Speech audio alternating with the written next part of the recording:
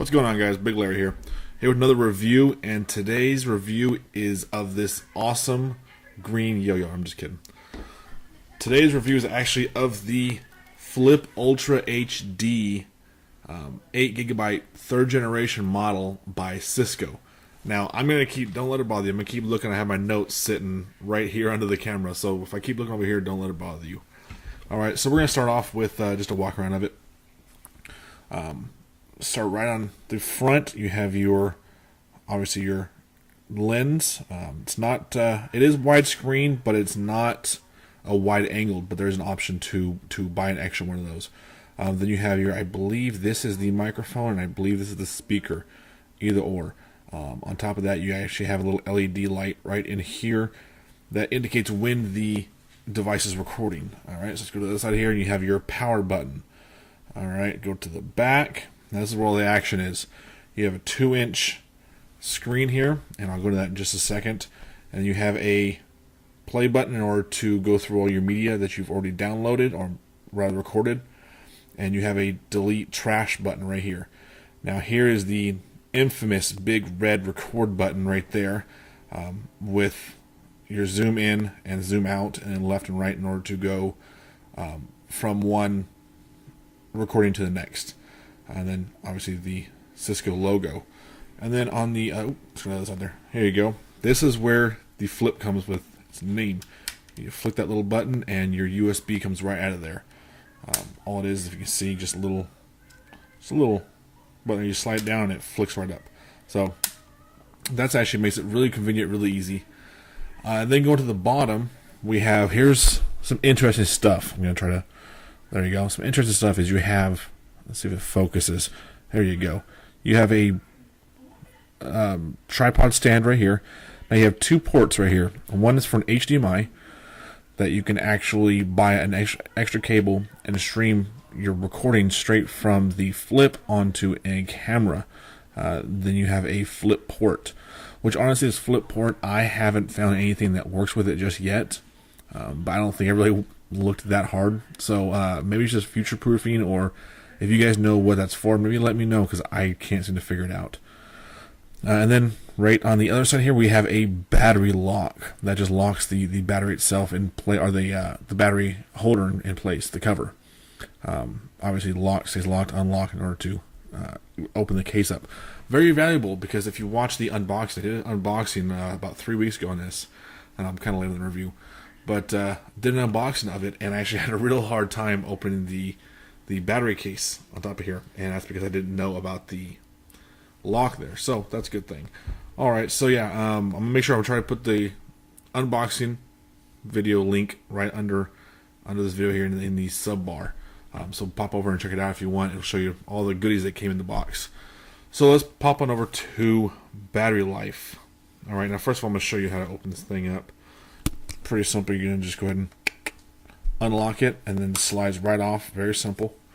Now, it is included with a 1300 milliamp lithium ion battery. You can either use this, or you can use 3 AAA batteries. It gives you the option, which is really good. But this, honestly, is all you need. I've had this for I've had the camera about 3-4 weeks now. This has never ever died on me. It's never went down like 75% maybe. Probably because whenever I plug it in order to get the media off of the flip, it begins to charge itself. So as long as you keep that going and you throw in a charger 10 minutes a day, not even a day, 10 minutes in order to pull your stuff off, it recharges the ion battery. So I went and bought a bunch of AAA batteries, thinking I'm going to need them. They're just there collecting dust. So the battery life on this is primo excellento. Alright, so put this back in there. This slides right in there, and yeah, you just three AAAs or this, so if you happen to lose that, or if you're on a long trip, just bring AAAs with you and you're good to go. Alright, so let's go on boot up and shut down speeds. Now this is actually really cool. If you watch, it takes approximately between 4 and 5 seconds to boot up, and about 2 seconds to shut down from when I hit this power button. So we're going to go ahead and let it go here. I hit that power button, I just hit it, and there you go, about 4 or 5 seconds, and it's ready to go. And now shutting it off, and it's off. Simple as that. real quick, real easy. You can pull it out, hit the button, in 4 seconds you're ready to go. So you're not going to miss those crazy moments. You can get it out just in time. Now, go to the back here. Like I said, I was going to mention the screen here. This is actually a 2-inch LCD TFT screen with a resolution of 320 by 240, which honestly it's really bright. It works awesome. Let's see if I can turn it on here and you can see my pretty face. And there you go. See, it's real bright. The resolution, I don't really think you need a real high resolution on this. It's just perfect, especially for as small as the screen is. All right, so that's definitely a good thing. But one thing I did notice, this entire glass panel here is a fingerprint magnet as well as the lens here. The lens, given, that's going to happen no matter what. But the back here is a fingerprint magnet, so I'm constantly, and you can already see the fingerprints on there. So watch out for that. Now the options on this, the options they give you, very, very limited. It's a very simple camera. The options they offer is you can have the light turn on when you start recording or not. You can have the sound effects turn on or not. So if you want to, you can go stealth mode. Walk into a club or whatever, you flick it on, there's no sound, there's no light, and no one knows you're recording. I don't suggest doing that, but you have the option, so it's really neat. Now, video quality, that's what you want to see. And I'm going to put a video up here right after this. It's going to just blend right into it. I'm going to show you all the different the video quality itself. So make sure you watch the rest of this video and stay tuned for that. But the resolution, it shoots at 1280 by 720, which is a 720 HD resolution. But here's the kicker. It does 60 frames per second, which anyone who's ever dealt with cameras knows that's incredible. Most of them shoot between 24 to 30. My Droid X, I thought was a pretty good camera. It shoots 720p at 24 frames per second. This does 60, and you can tell the difference the second you start watching the screen. It is just night and day. The frames per second makes a huge difference. Now, that is in part because of the 8GB built-in flash. Now, because the flash is built into it, and I think it's actually on the motherboard itself, it allows a really fast recording rate. So that's how you get your 60 frames per second. You generally couldn't do that with an SD card. You'd maybe get 30 frames per second, unless you got a really high-end graphic or SD card, which is just kind of a waste of money, I think. This is fantastic for its quality and its speed. It shoots an MP4 format, so almost everything on this earth can read MP4. Has a 2x digital zoom, super smooth. I do use this for my vlog, and you can find the link to my vlog on my channel. But I've used the zoom 100 times over, and it's super smooth. It's not like some where you can actually hear the mechanism kicking in. It really drives me nuts on that. But this, no sound, quiet, smooth, there's no flickering. Awesome. The white balance on this is actually really good too. That's the reason I picked this over like a Kodak or the Sony Bloggy or those, is because I think the white balance on this product here is just phenomenal. It really outperforms all the rest of the cameras I've looked at. On top of that, one other thing I think this is a notch above all the rest of the cameras is the video stabilization. Incredible. When I first recorded it, I first got it, I'm playing around with it, my jaw was in my lap. So overall, the image quality, the overall video quality of this is just phenomenal, guys. If you're ever thinking about buying one of these, thought of one at one point, or what, you need a upgrade new camera, this is it right here. Now, there are some things that I don't like about this. I'm going to go in that, and it's very few minute things. But one thing is the set focus. That kind of bothered me. It's a good and bad thing, because if you notice on my camera, I have an autofocus, and it's every once in a while it'll flicker in and out on the one I'm using here, which is a Logitech Webcam Pro 9000. But this is a set focus, and you'll see that in the video. That as long as you're far away at this, you're just fine. But the second you get right up on something, if you're sitting right here, it stays blurry and it doesn't reset itself. So it's not great for somebody that is an enthusiast of flowers or any close-up shots or high detail shots in real close, you're gonna want to go with an actual camcorder or a digital camera that has camcorder capabilities. You're better off with one of those that has autofocus, which most of these point and shoots don't. They have all set focus.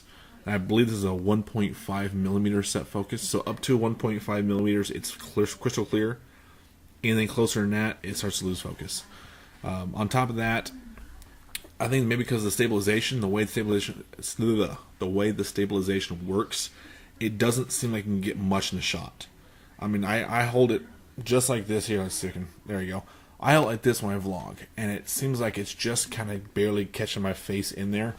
Now, granted, I have a big head, but still, when you're recording with it, you notice that you're not getting as much as you thought you would in the screen, and that's probably due to the stabilization, the way that program or that feature works, which I'm not going to try to explain to you guys. I'm not a hardcore techie that way, but I'll figure it out, and I'll put a video up on how stabilization works. There you go. I'll do that. All right, I'll try to remember to do that. So keep in tune for that. Other than that, the quality is just phenomenal. I don't regret buying this 1 second. Awesome. A plus, guys. Now the audio quality, it's nothing to write home about. Audio quality is not bad. It's not muffled. It's pretty clear, but of course it's a point and shoot. It's not a very powerful microphone by any means.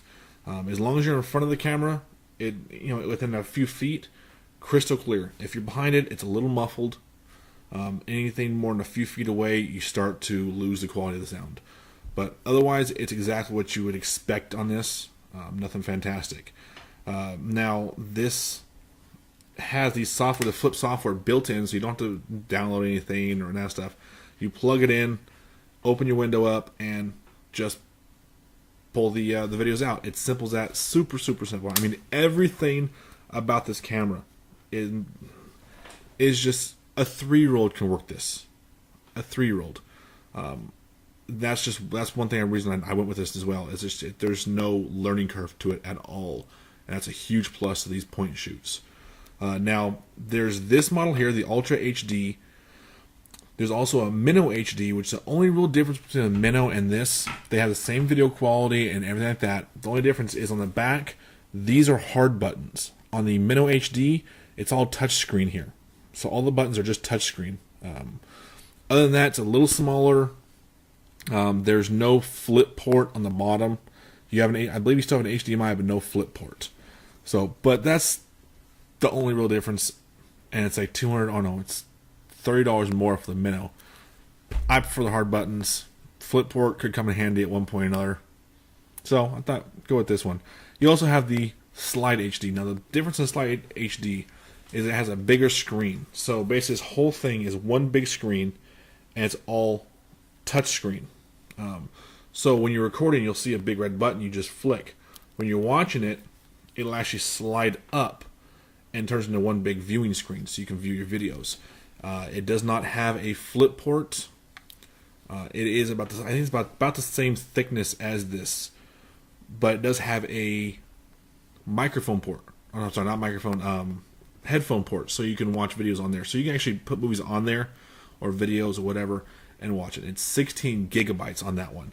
The Ultra HD and the Minnow come in either 4 or 8 gig. I honestly wouldn't go below the 8, because you go 4 gig, you only get 1 hour, and honestly, I can burn through an hour in a heartbeat. Now, I would love to see an 16 gig on this. I would love that, but honestly, the 8 gig works just fine for me. But I can see where you can run into an issue of the lack of memory, so you'd have to bring a laptop with you or something to unload it on, which had to be a laptop. So yeah, the reason I got this model was just the hard buttons and the flip port. Other than that, they're all the same. This is actually the cheapest model, 8 gigs. Otherwise, it's an A+, guys. I'm gonna stop rambling because you know me, I can keep going and going and going. So A+, if you've thought about it, if you've looked at it, if you need to upgrade, do it. This is definitely the camera for you. It's a quick, point it out, shoot, keep track of your family kind of camera, but it's not for the enthusiast. If you are a hardcore enthusiast, if you use a camera 10 hours a day, you pay a little more money. But otherwise, fantastic product. And guys, remember to rate, comment, and subscribe, and I will see you guys later. Alright guys, this is the video test of the Flip Ultra HD 8GB model. I'm actually in a well-lit room right now. Actually, it's not bad lit, not great. But see, the white balance is really picking the lights up and making it look real clear in the picture. We're going to start heading into a darker room now with a little less light. Now, this room's obviously a lot less light other than natural light in here. Not much going on. Still a little grainy from what I can see, but otherwise it's picking up what little light it has and doing well with it. So it's as dark is actually not bad. Any darker than this though, and you're going to start losing everything. So now we're going to check the white balance. We're going to step right outside where it's bright as all hell.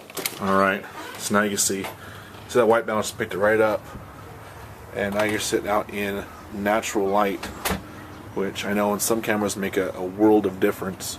In this one, I'm not sure if it really does or not. I honestly think this camera just picks the light up perfectly anyways. Whether it be fake or not, it does an awesome job. So here's the quality, guys, and you guys have a great one.